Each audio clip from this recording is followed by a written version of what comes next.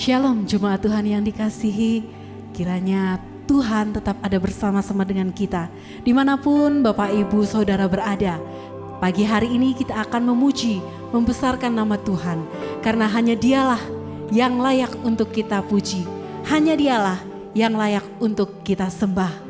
Karena itu pada pagi hari ini kita mau menaikkan puji-pujian kita mau menaikkan penyembahan kita di hadirat Tuhan. Bapa, kami datang kepadamu Tuhan, membawa setiap puji-pujian kami, membawa setiap penyembahan kami di hadirat-Mu.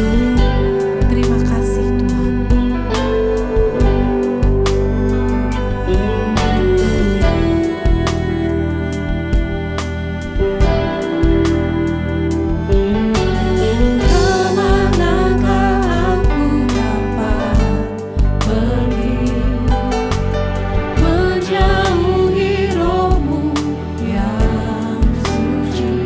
Kau selamat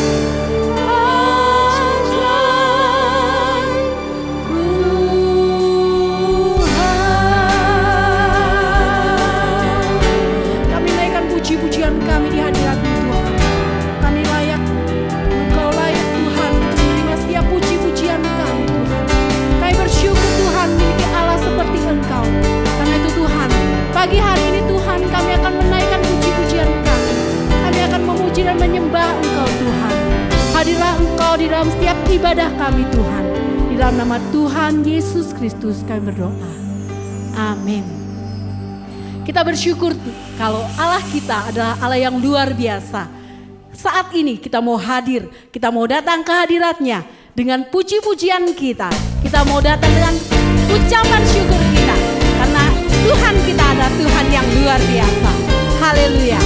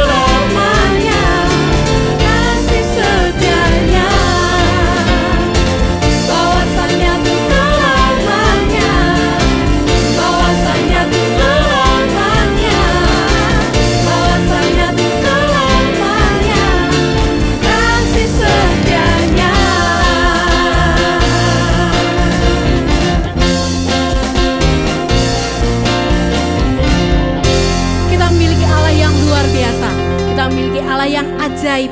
Kita memiliki Tuhan yang di atas segala Tuhan. Dia Raja di atas segala Raja. Hanya Dialah satu-satunya Raja bagi kita semuanya.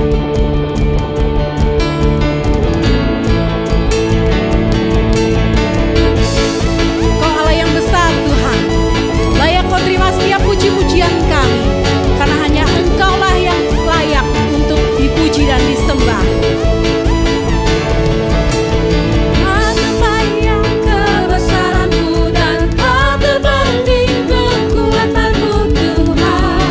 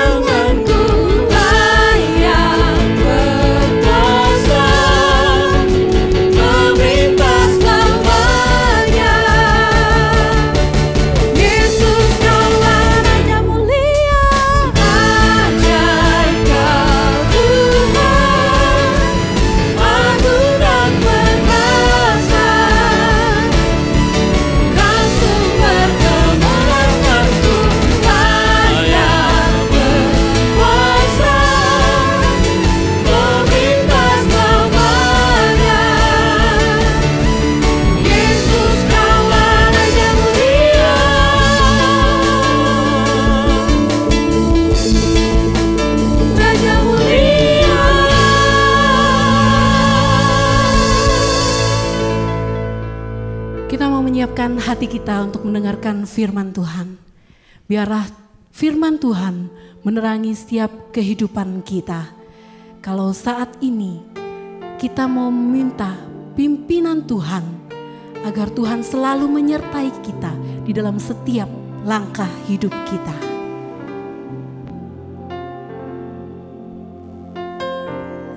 Bila Engkau tak besertaku,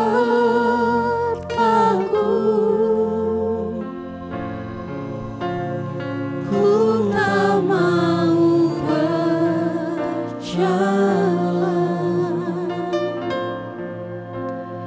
Ku perlu Tuhan, pimpin langkahku dengan kasih karunia-Mu.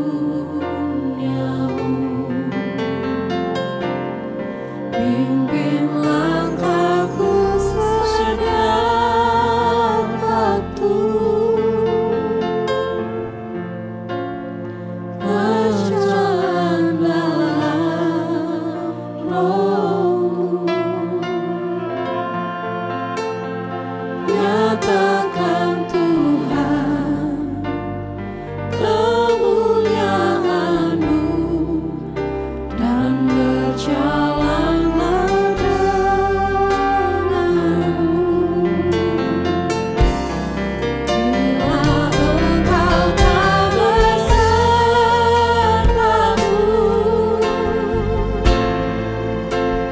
ku tak mau berjalan. Ku perlu Tuhan, pimpin langkahku dengan kasih karunia-Mu. Pimpin langkahku setiap waktu, berjalan dalam Roh-Mu. Nyatakan Tuhan kemuliaan-Mu dan berjalanlah denganmu. Bila Engkau tak besertaku, ku tak mau berjalan.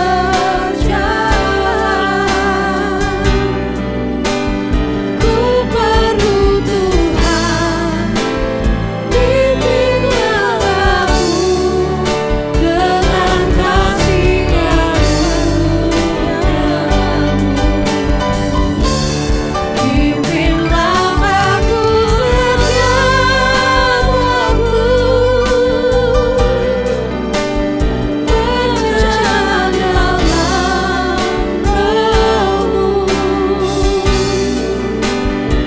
Nyatakan Tuhan kemuliaan-Mu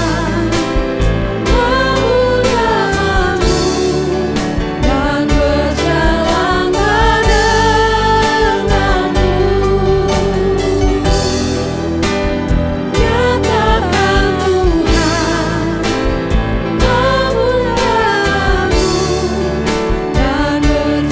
Nyatakan Tuhan kemuliaan-Mu dan berjalanlah denganmu. Nyatakan Tuhan kemuliaan-Mu dan berjalanlah denganmu.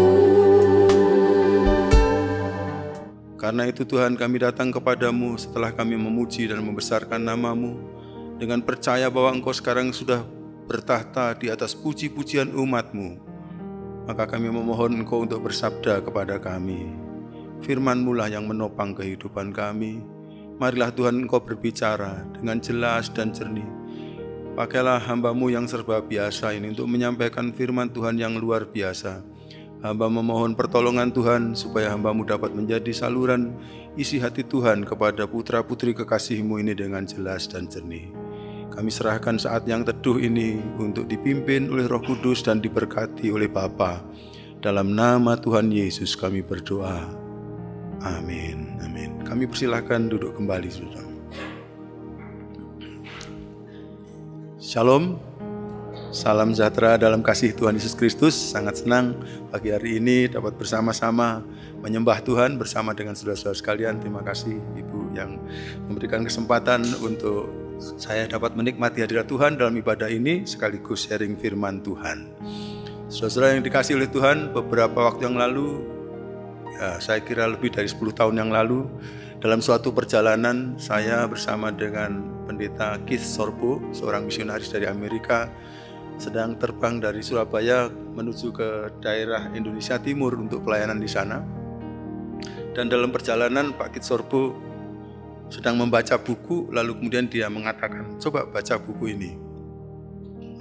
Buku itu ketika saya mulai baca ternyata bercerita mengenai hasil penelitian.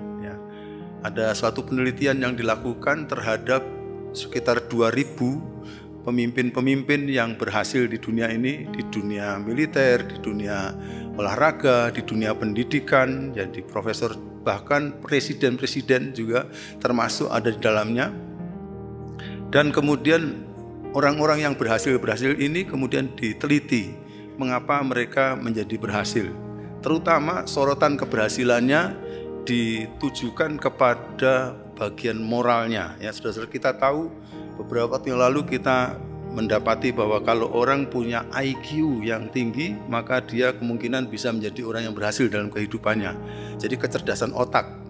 Lalu kemudian dalam ilmu pengetahuan muncul yang kedua, yaitu emotional quotient, yang menunjukkan bagaimana kecerdasan perasaan orang menyebabkan orang itu berhasil. Nah, yang terakhir itu adalah moral intelligence, kecerdasan moral. Dan ketika diteliti orang-orang yang berhasil itu, maka ternyata yang saya baca waktu itu ada 4 ciri. Dari yang paling atas mereka memiliki apa kesamaannya semuanya itu, sampai yang keempat. Yang pertama itu adalah mereka semua hidup dalam integritas. Lalu yang kedua adalah mereka adalah orang-orang yang bertanggung jawab. Jadi kalau diserahi tugas, beres gitu. Jadi itu cirinya. Yang ketiga, izinkan saya lupa pagi ini ya saudara. Yang keempat saya ingat, mereka punya sifat pengampunan.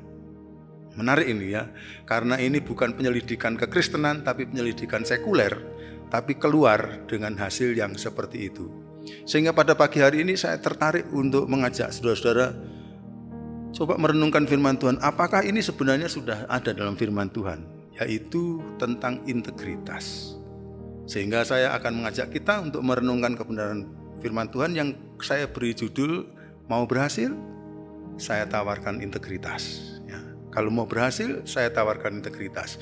Nah, ada ayat firman Tuhan yang barangkali bisa kita selidiki, tapi pagi hari ini coba kita konsentrasi dari satu ayat firman Tuhan yang sebenarnya ini merupakan pesan Tuhan ya kepada seorang pemimpin yang akhirnya kalau diteliti maka kehidupan dia itu berhasil, yaitu Yosua. Yosua itu menurut saya pernah mengalami tantangan hidup yang luar biasa. Saya kalau jadi Yosua, pada waktu pemimpin yang lalunya Musa meninggal, maka saya menjadi takut. Karena Musa kaliber pemimpin yang luar biasa.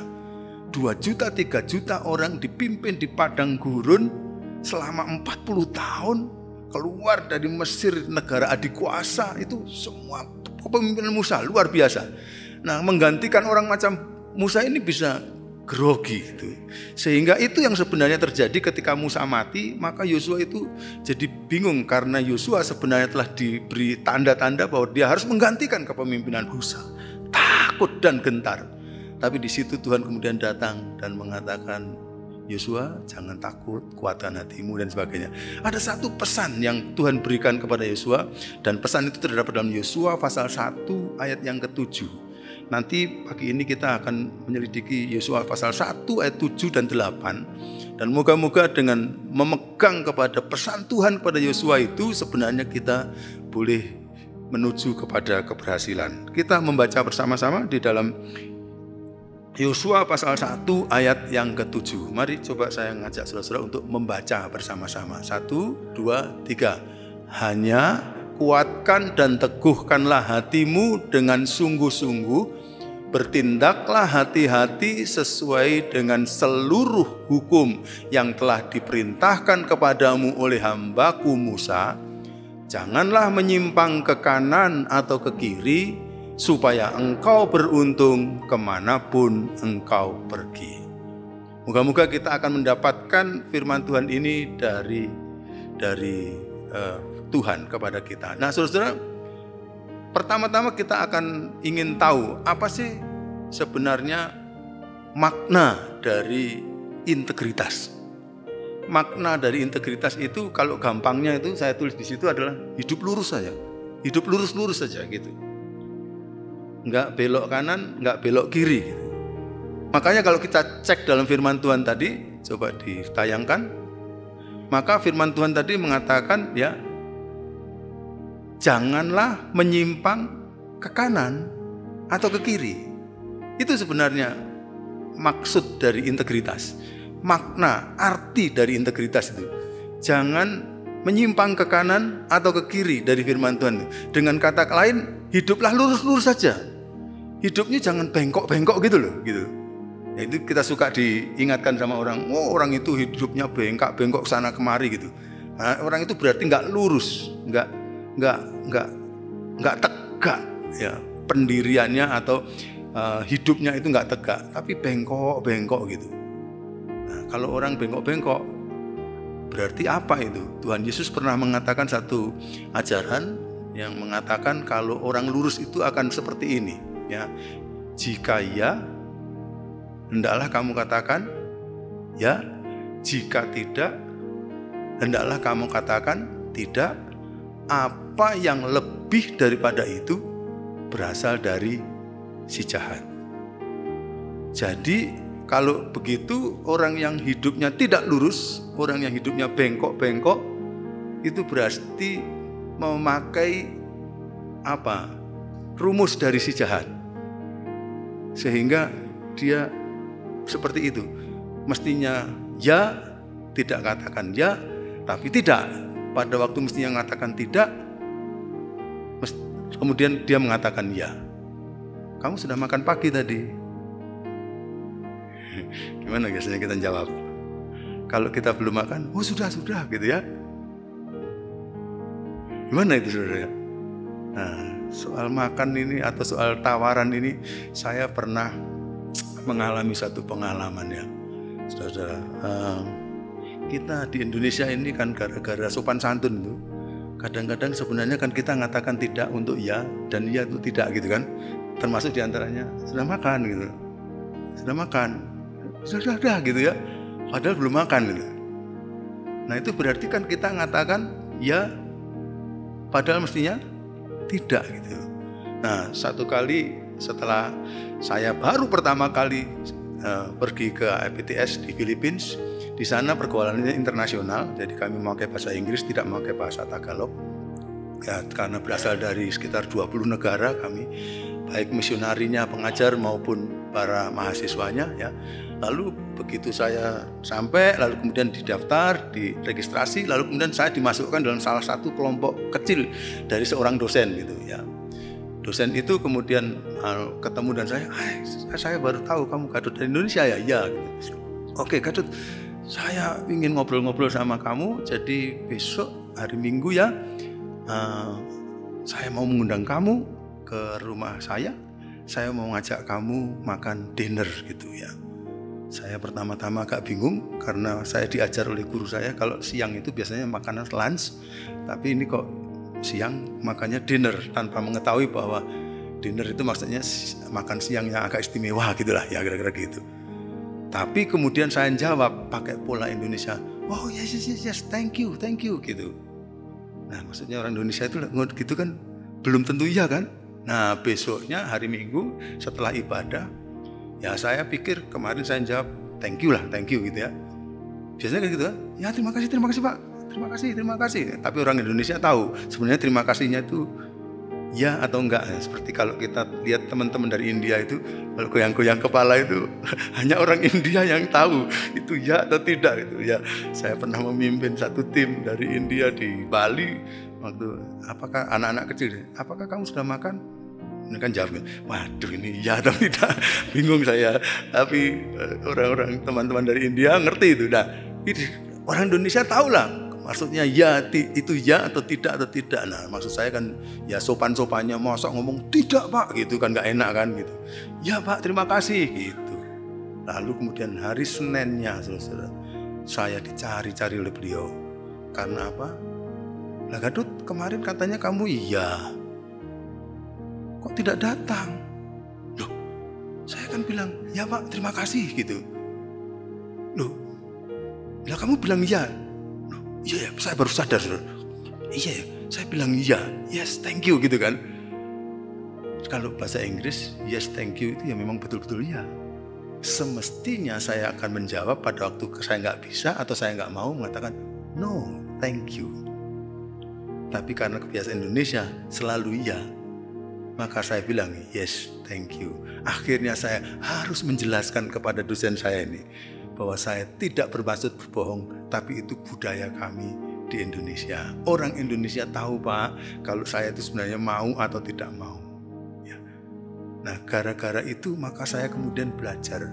Oh, mungkin ungkapan dalam bahasa Inggris ada bagusnya ya, untuk biasakan yes, thank you, atau no, thank you. Jadi kalau iya, katakan ya, kalau tidak, katakan tidak. Dalam hal itu saya pikir itu adalah satu budaya yang lebih baik untuk biasakan supaya semua orang akhirnya tahu kalau ya itu ya, tidak. Tapi saya katakan tadi kalau sama-sama orang Indonesia tahulah maksudnya nggak mau berbohong, tapi kita tahu sopan santun itu. Tapi saudara-saudara, hal-hal yang perlu kita pikirkan dalam kehidupan kita adalah ini. Kalau hati kita ngomong ya, mestinya mulut kita akan ngomong ya. Kalau hati kita ngomong tidak, mestinya mulut kita ngomong tidak. Bersatunya hati dan mulut inilah yang disebut dengan integritas atau kejujuran. Nah, saudara-saudara, kalau kita sudah menjadi seperti itu, tadi kemudian saya sudah mengungkapkan tadi, kita berpotensi untuk masuk dalam golongan sekitar 2000 orang-orang yang berhasil dalam kehidupannya tadi. Mari kita membiasakan diri untuk berkata ya di atas tidak, ya dan tidak di atas tidak. Sebenarnya maksud saya adalah bukan karena ya dan tidaknya sendiri, tapi mari kita selalu bersikap jujur di mana saja, baik dalam keadaan tenang atau takut. Mari kita bersikap jujur, karena dengan kejujuran itu nanti Tuhan akan menghargai kejujuran kita. Yang pertama-tama kita pelajari makna dari integritas itu, yaitu selalu bersatunya antara kata dengan hati. Persis. Nah, yang kedua dari firman Tuhan yang kita pelajari ini, kita kemudian mendapati ya, apa sih dasarnya kalau kita itu mesti bertindak integritas.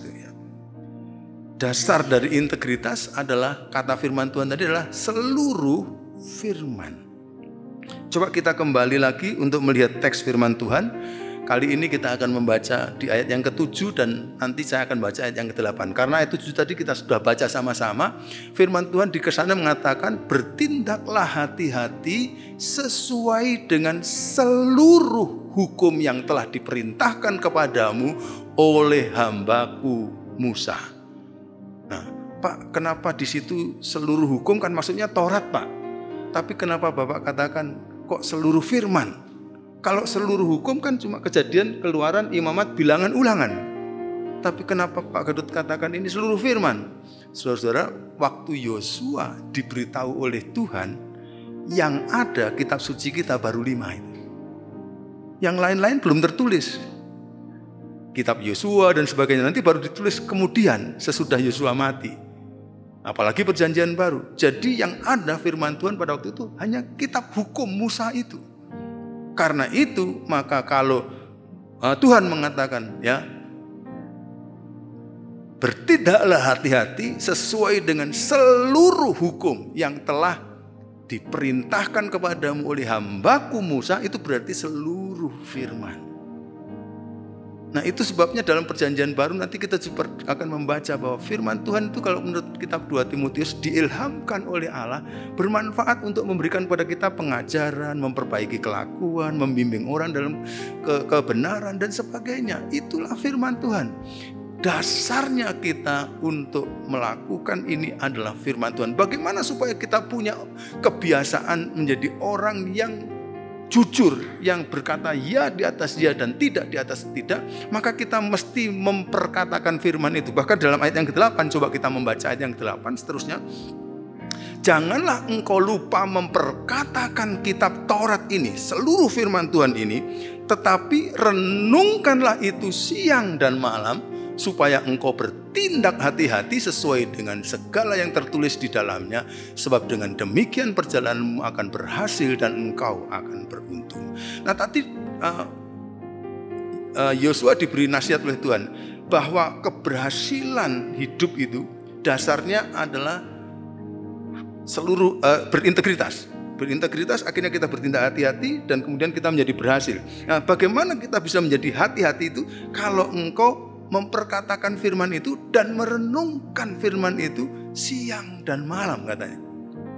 Seluruh firman itu disuruh untuk, berarti sebelum kita memperkatakan, artinya kita terlibat dalam proses membaca firman.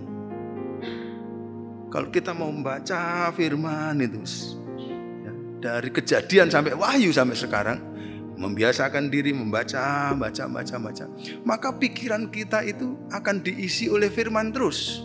Dan firman itu yang kemudian akan berbicara ketika kita akan membuat keputusan-keputusan penting dalam kehidupan kita.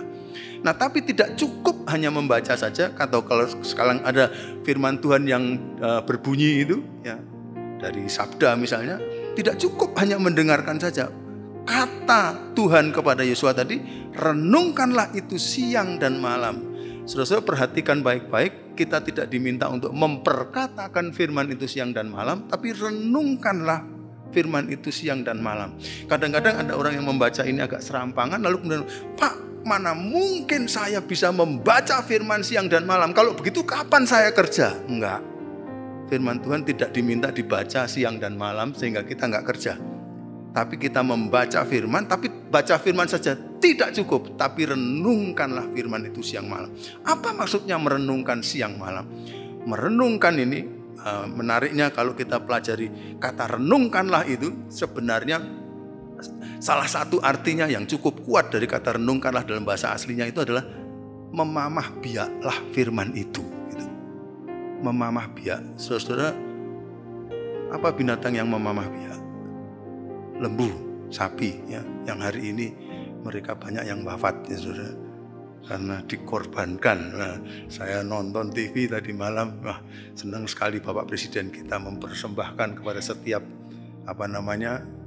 setiap provinsi ya, satu lembu yang bobotnya semuanya lebih dari 1 ton. Dan kalau satu harganya sudah 100 juta lebih. Berarti kita tinggal ngitung ya, provinsi kita berjumlah berapa, sedemikian rupa sayangnya presiden kita kepada rakyat di provinsi-provinsi tersebut ya. Jadi, nah lembu adalah mamah biak. Apa yang mereka lakukan? Biasanya mereka makan, setelah begitu lalu kemudian mereka duduk, lalu setelah itu kemudian memproses makanan yang tadi sudah dimasukkan, dilumatkan sedemikian rupa sampai lumat gitu, terus kemudian masuk lagi ke ususnya. Makanya beef steak itu enak sebenarnya, mungkin gara-gara pelumatan gitu ya. Jadi dilumatkan sehingga akhirnya seperti itu. Loh, kalau begitu, kalau kita terapkan ini kepada firman, jadi berarti apa? Jadi misalnya saja pada pagi hari kita membaca firman barang 1 pasal, 2 pasal, atau 3 pasal gitu, atau mungkin malam-malam, kebiasaan kita terserah kapan saudara membacanya, atau mungkin pas buka toko, pas kemudian biasanya hari-hari sepi, jam-jam sepi, saudara punya kebiasaan baca firman gitu. Lalu firman itu tidak boleh hanya dibaca saja, tapi apa yang dibaca dalam firman tadi coba diingat-ingat untuk dipertemukan dengan persoalan-persoalan hidup kita yang kita hadapi hari itu. Itu namanya dilumatkan firman-Nya itu dalam 1 hari. Sehingga firman yang kita baca pagi ini akan berbicara kepada kita sepanjang hari sampai kita nanti tidur. Lalu kita baca firman lagi besok pagi, berarti firman yang kita baca hari ini dan besok pagi itu akan menjadi bayangan kita, dipertemukan dengan persoalan-persoalan hidup kita sepanjang besok. Demikian seterusnya, sehingga itu seperti firman itu dijadikan daging. Firman itu dijadikan dalam kehidupan kita, berbicara siang dan malam dalam pengertian itu terus mempengaruhi keputusan-keputusan kita. Rasul Paulus mengatakan semua yang baik, semua yang suci, semua yang sedap didengar, semua yang patut dipuji dan disebut kebajikan, pikirkanlah semuanya itu. Dan firman adalah itu. Dan kalau hati kita, pikiran kita dipenuhi dengan itu, maka kita dilatih untuk membuat keputusan-keputusan setiap hari. Akhirnya akan menjadi seperti yang Tuhan mau.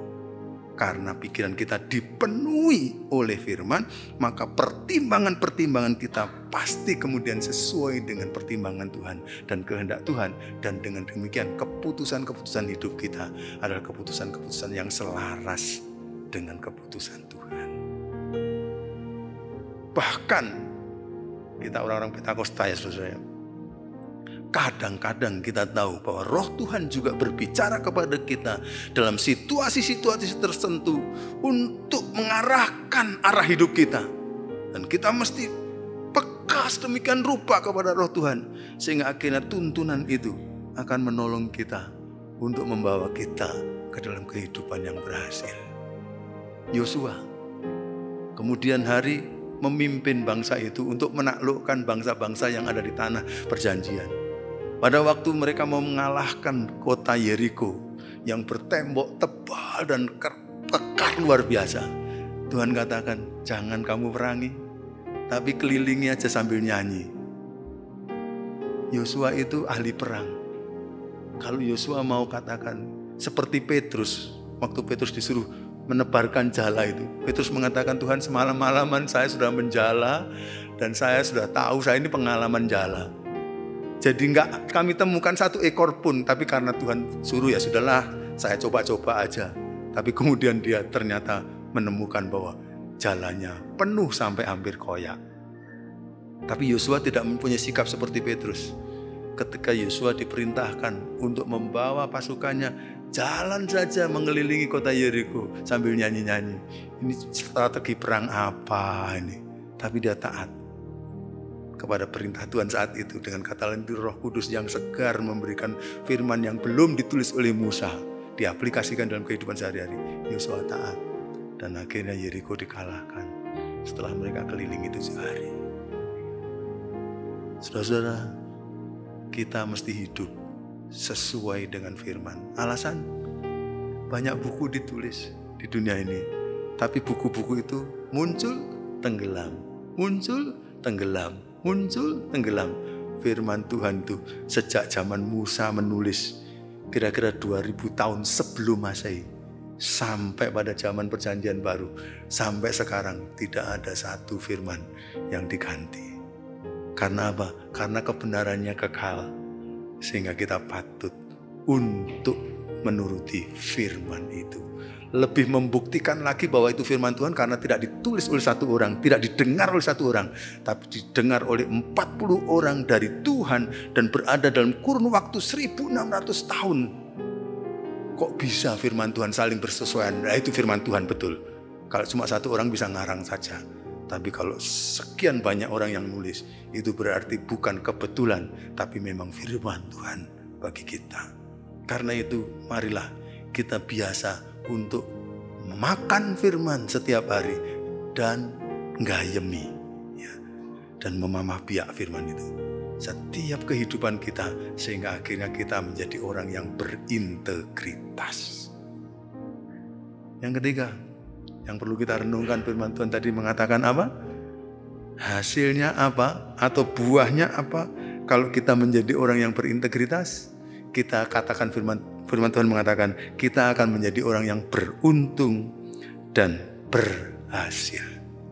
Menjadi beruntung dan berhasil. Firman Tuhan di ayat yang ke-7 mengatakan kepada kita, supaya engkau beruntung kemanapun engkau pergi. Dengan kata lain, rumusan ini berlaku pada segala situasi dan segala tempat. Tidak terbatas. Ayat yang ke-8, coba diulang lagi. Ya. Ayat yang ke-8 bagian yang terakhir mengatakan, perjalananmu akan berhasil dan engkau akan beruntung. Ya. Kata untung dan berhasil ada di situ. Karena itu kira-kira lebih dari 2.000 orang pemimpin di dunia yang sangat terkenal tadi rupanya tahu bagaimana mereka bisa berhasil, bagaimana mereka bisa beruntung, yaitu hidup dalam integritas sebagai ciri yang pertama dari kehidupan mereka. Selalu saja mengatakan kebenaran dari mulutnya, apa yang ada dalam hati itu yang keluar dari mulutnya, dan akhirnya mereka menjadi orang-orang yang beruntung dan berhasil. Saudara, kadang-kadang kalau sudah ngomong untung, saya itu kadang-kadang diajak orang yang mengatakan, loh Pak, kalau kita lurus-lurus saja, kapan nanti untung? Atau untungnya kan gak besar Pak. Yalah belok-belok dikit lah Pak ya gitu. Kan jalan hidup ini gak semuanya lurus tuh Pak ya. Jadi belok-belok dikit aja gitu. Nah kalau kita kaitkan dengan ngomong yang tidak benar, ngomong yang tidak jujur, saudara. Kita ngomong mengenai bisnis ini berarti. Hari ini kita ngomong yang gak benar, nanti teman kita dalam beberapa hari atau beberapa minggu atau beberapa bulan menemukan bahwa kita gak benar. Kalau itu terjadi 2-3 kali, bukan tidak mungkin hubungan itu akan putus. Kita ngomong gak benar lagi di tempat lain, lalu kemudian orang itu bisa 1 hari 2 hari percaya pada kita. Tapi dalam menunggu beberapa bulan, orang itu akan mutus hubungan dengan kita.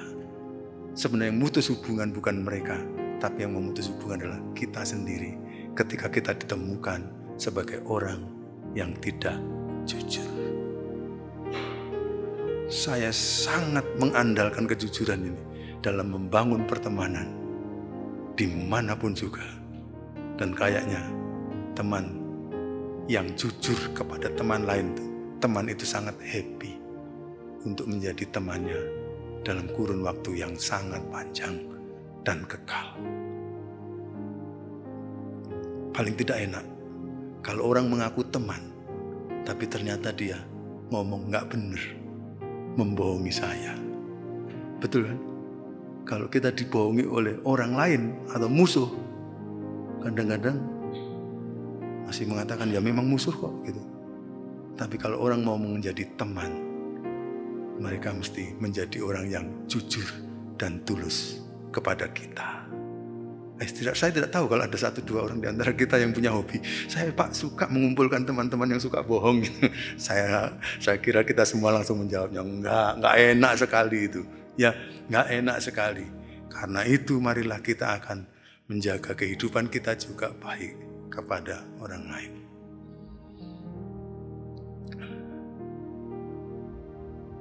Terutama bagi saudara-saudara yang masih muda-muda, punya masa yang masih panjang. Mohon tidak disesatkan oleh pikiran-pikiran yang berasal dari dunia ini. Silahkan membangun hidup untuk menjadi berhasil di atas apa? Di atas integritas atau tidak. Tadi sekurangnya 2.000 lebih pemimpin yang berhasil, pemimpin-pemimpin puncak itu di dunia ini, sudah menunjukkan bahwa keberhasilan adalah justru jalan integritas. Masa begitu masih kurang? Lalu firman Tuhan sekarang dengan tegas sekali. Kalau kamu mau beruntung, jangan cari untung jangka pendek. Cari untung jangka panjang. Bangunlah teman sebanyak-banyaknya. Karena teman yang sejati akan menjadi temanmu pada waktu kamu membutuhkan. Bahasa Inggris akan mengatakan, a friend in need is a friend indeed. Teman yang ada dalam kebutuhan adalah teman yang sesungguhnya. Nah, cuma jangan pakai ini sebagai alat untuk berteman. Nah, saya berteman dengan dia supaya kalau saya butuh, dia bisa tolong saya. Itu berarti bukan teman yang sejati. Kalau teman yang sejati, saya selalu mencari dari teman saya apa yang dia butuhkan. Karena saya mau menjadi teman yang sejati. Apa yang dia butuhkan, kalau saya ada, maka saya akan tolong dia. Nah, kebutuhan itu tidak selalu bersifat materi atau harta, saudara. Izinkan saya cerita sedikit. Ketika saya sekolah di Filipina, saya punya teman-teman. Nah, teman-teman itu ada berasal dari negara-negara tertentu yang bergumul sekali dengan bahasa Inggris. Satu kali ada dosen saya dari Amerika, dia masuk ke Filipina supaya beliau belum pernah melayani di luar negeri, sehingga beliau shock waktu memeriksa paper, banyak sekali salah spelling, dan pada zaman itu belum ada koreksi spelling dari secara otomatis dalam komputer. Lalu dia membuat peraturan, barang siapa yang saya temukan dalam papernya yang 10 atau 20 halaman itu 3 kata yang salah spelling, salah eja, maka paper itu saya nilai 0. Wah, beberapa teman seperti cacing kepanasan. Kebetulan Tuhan mengaruniakan kelebihan sedikit pada mata saya itu, kalau membaca itu suka tahu yang mana yang salah spelling. Sehingga waktu itu saya laku keras, disuruh membaca bacaan teman-teman saya. Karena mereka sangat butuh, saya datang dengan memberikan pertolongan. Lalu saya membacakan, saya harus lembur karena saya sendiri harus mengerjakan paper saya. Lalu saya lembur dari rumah ke rumah sampai kadang-kadang jam 1 pagi saya baru selesai membaca beberapa paper teman saya. Setelah beberapa tahun mereka lulus, lalu mereka dipakai Tuhan dalam pelayanan mereka.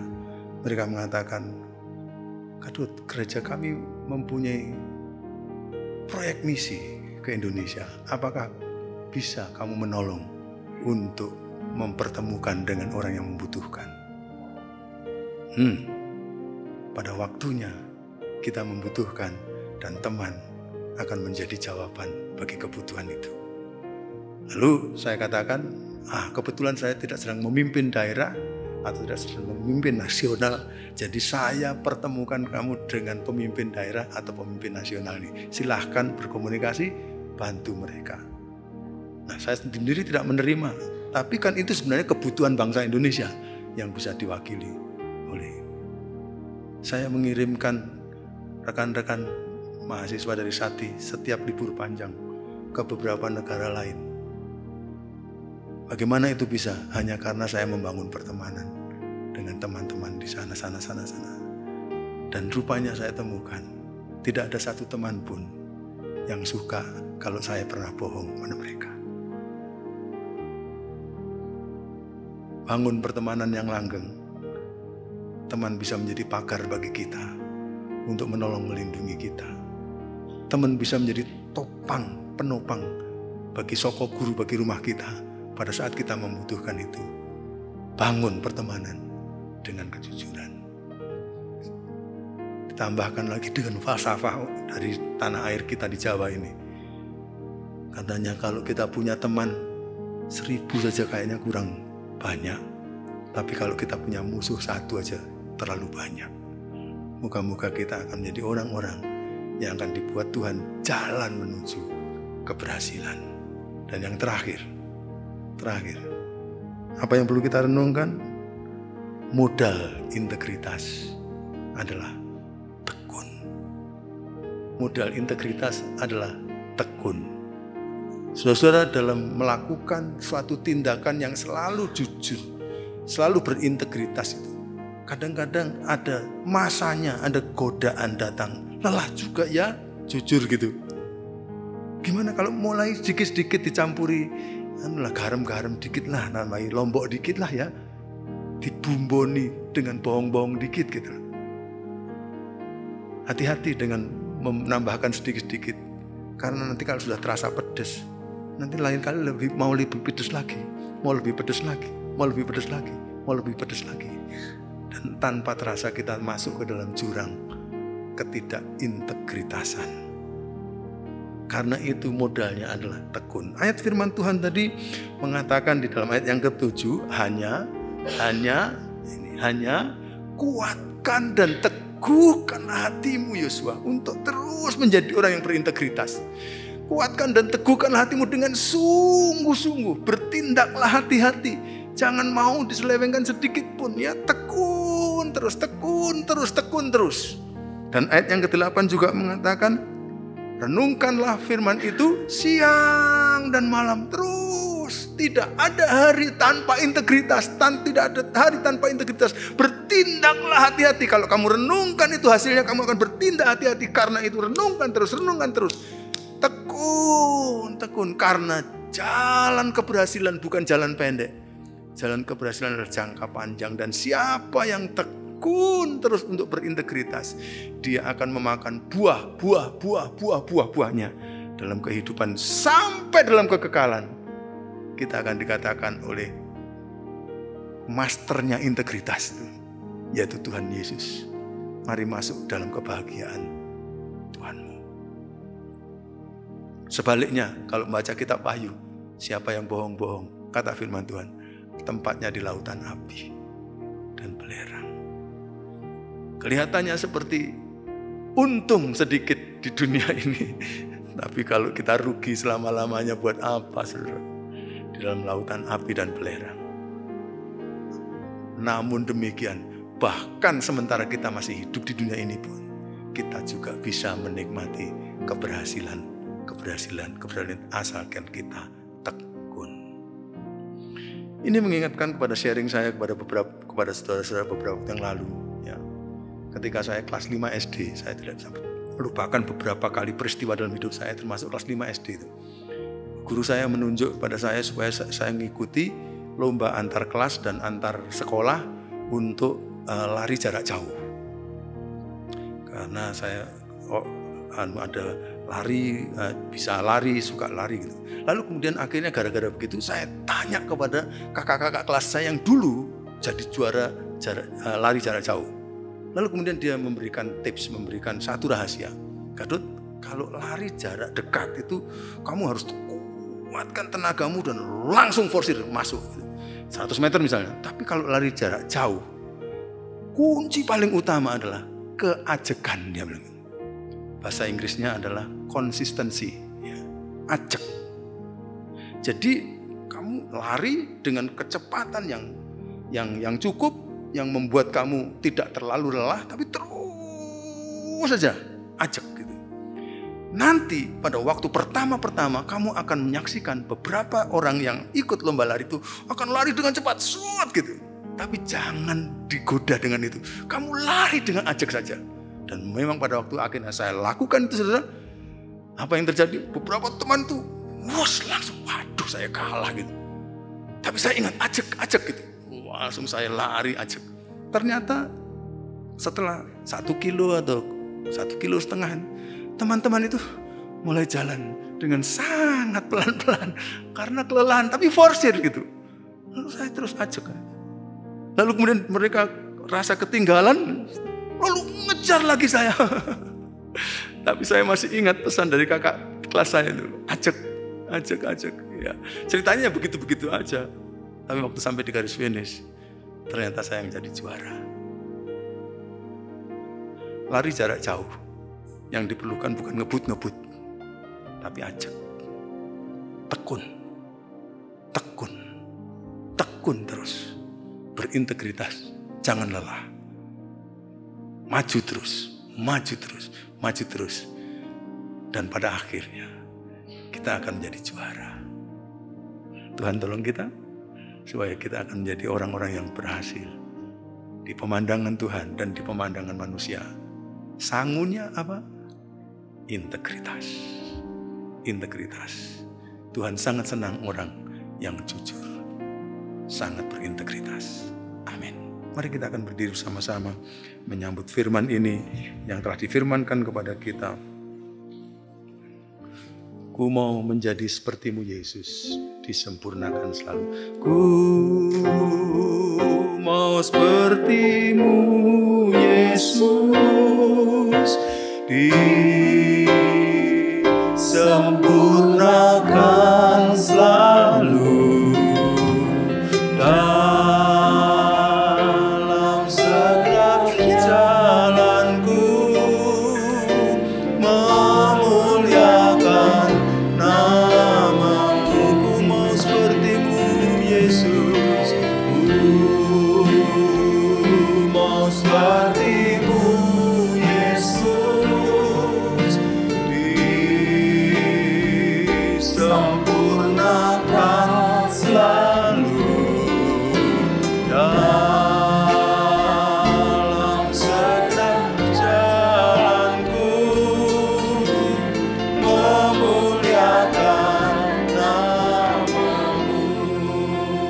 ini kita akan merespon firman Tuhan.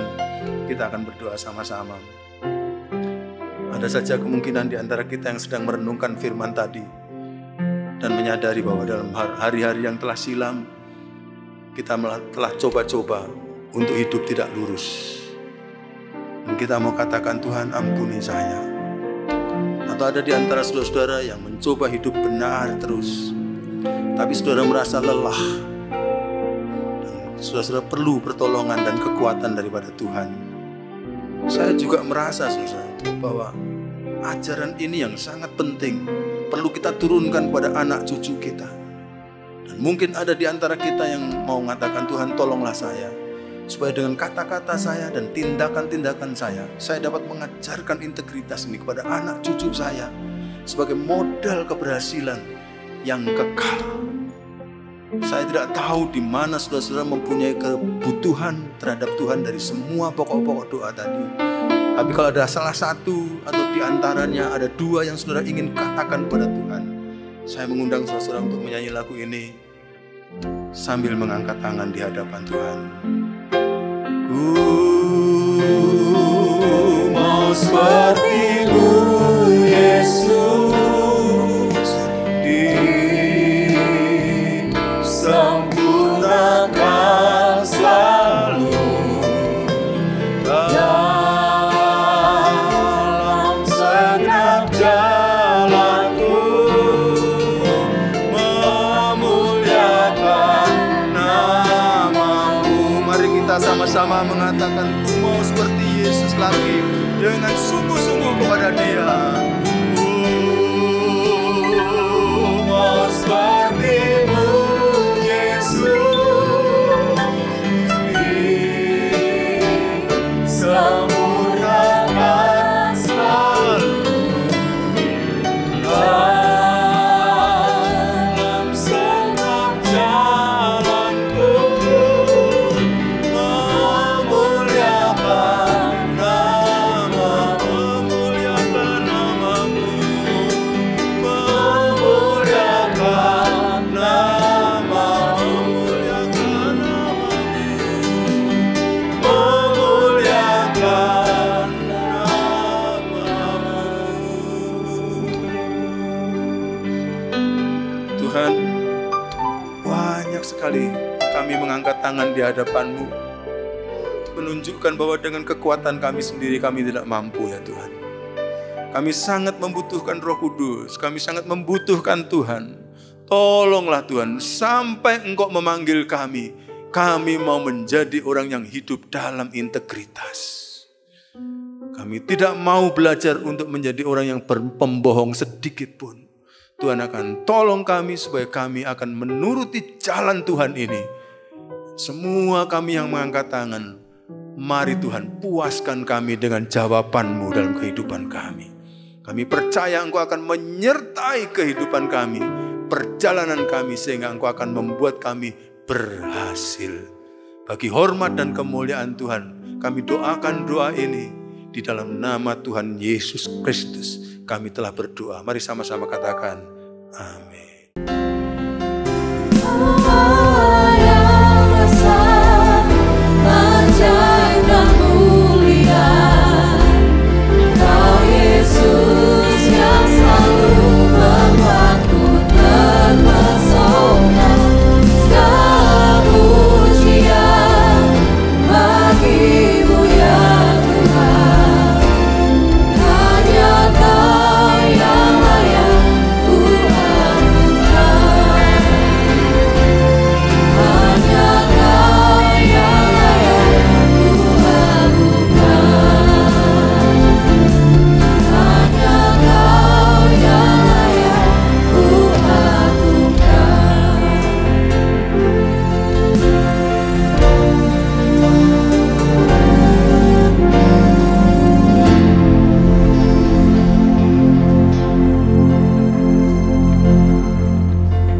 Ya Tuhan, hadirat-Mu tetap menyertai mereka untuk memberkati setiap rumah tangga mereka, seluruh anggota keluarga mereka. Berkatilah usaha dan mata pencaharian umat-Mu. Berkatilah roti dan air mereka. Berkatilah umat-Mu ini dengan kekuatan dan kesehatan. Sesungguhnya Dikau sangat mengasihi umat-Mu. Seluruh umat-Mu ini ada di dalam telapak tangan-Mu, dan tak seorang pun dapat merampas mereka, domba-domba-Mu ini, dari dalam tangan-Mu. Hamba-Mu berdoa, bawalah seluruh sidang jemaat-Mu ini semakin hari semakin dekat kepadamu, semakin mengasihi Engkau ya Tuhan, sehingga mereka boleh tiba di puncak bukit kesucian-Mu dan memandang wajah-Mu yang indah. Kini sidang jemaat yang dikasihi Tuhan, Allah yang kekal adalah naungan-Mu, dan lengannya yang abadi menopang Engkau. Tuhan memberkati Engkau dan melindungi Engkau. Tuhan menyinari Engkau dengan wajah-Nya, serta memberikan Engkau kasih karunia. Tuhan menghadapkan wajah-Nya kepadamu dan memberikan Engkau damai sejahtera di dalam berkat nama Tuhan Yesus Kristus. Amin.